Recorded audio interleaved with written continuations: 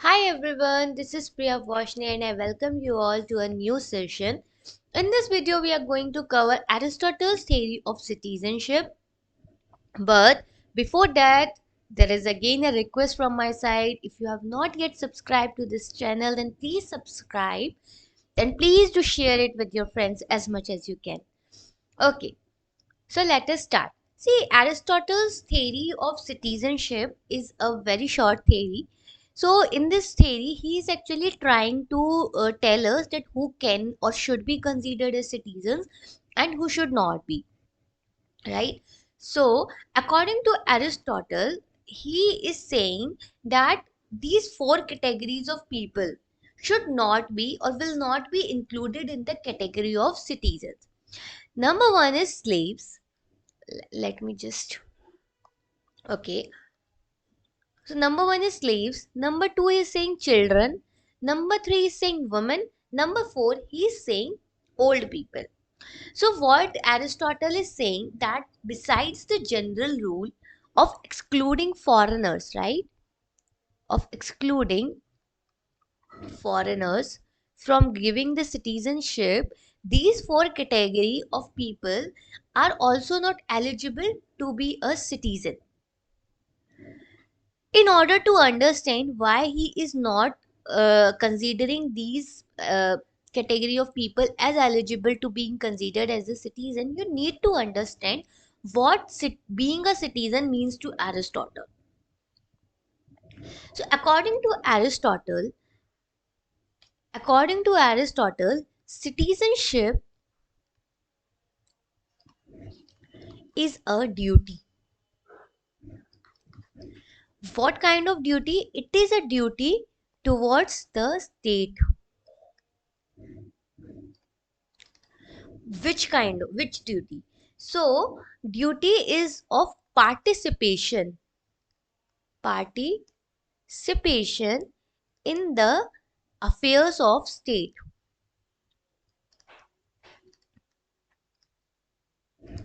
right?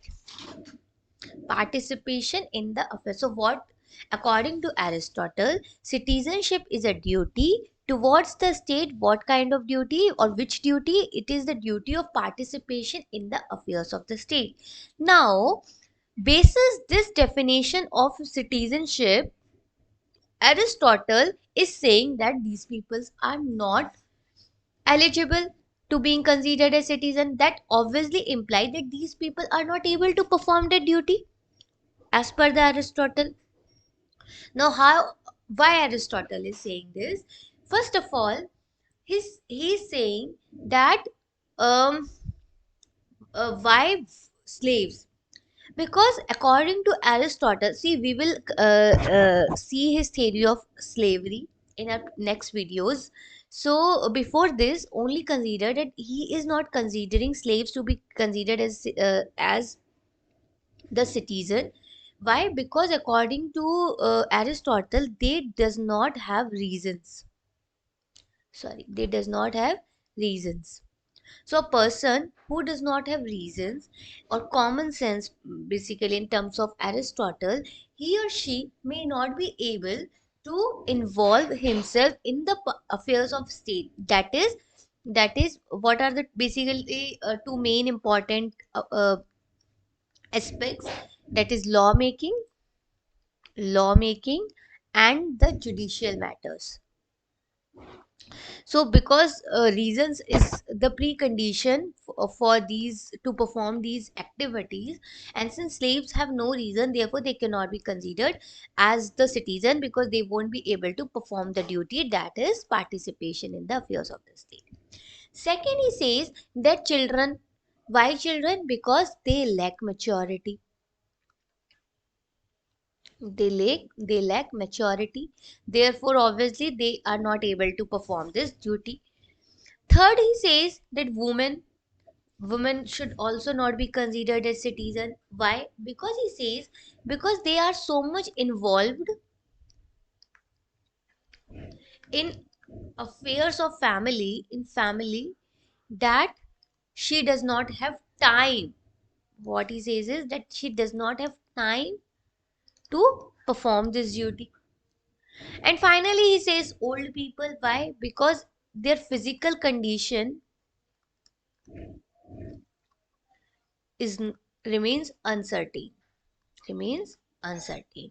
So this is how Aristotle is depriving this section of people in the country or in the state as from giving the citizenship, right? Then obviously his theory was really a narrow conception. His theory of citizens was really a narrow conception. So let us just critically evaluate his theory. So obviously, Aristotle's theory, Aristotle's theory of citizenship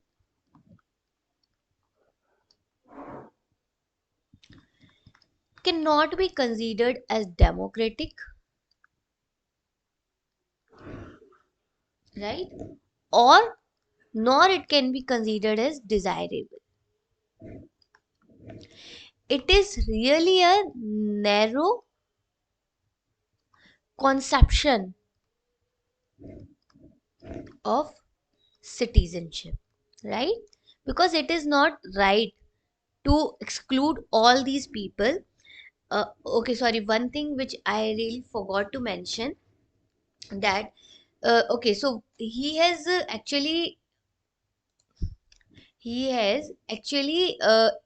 deprived this section of people from being a citizen. Then who actually he approves to be a citizen? According to him according to him native born adult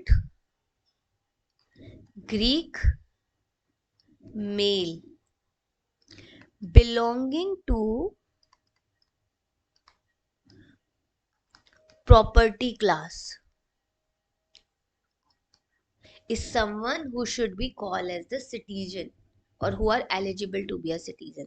So you can see that this is really a narrow conception of citizenship, because he is actually excluding almost every section of the society and just including only the native born adult Greek male, who also there is also one other condition, who belongs to the property class. So so he is not correct, right? So his theory is not democratic nor desirable. But one thing which which really has so much significance, one point which really has significance, is of his sensible argument that citizenship is a duty. This is really correct, that citizenship is not only a privilege, it is actually a duty towards your state, right? So if citizens cannot afford to make qualitative participation in the affairs of the state, then there is no point in considering them as citizens. So if they may be citizen in the formal sense, sorry, they may be citizen, मतलब कहने के लिए they can be a citizen, but in the formal sense they will be a citizen only if they are able to perform this duty in any right. So this is how or this is what Aristotle's theory of citizenship is. I hope you have understood it. So first of all, he is trying to mention that who cannot be considered as citizen. Then he gives reason for that. Then he says who can be considered as the citizen. Then we have actually seen his critical evaluation, and we have seen that obviously this is a very narrow conception of citizenship, and this is obviously not desirable and not democratic. But one sensible argument which Aristotle has given is that citizenship is a duty, and citizens should be called as citizen. A person should be called as a citizen only when he or she is able to perform the duty in a formal sense, right? In actual sense.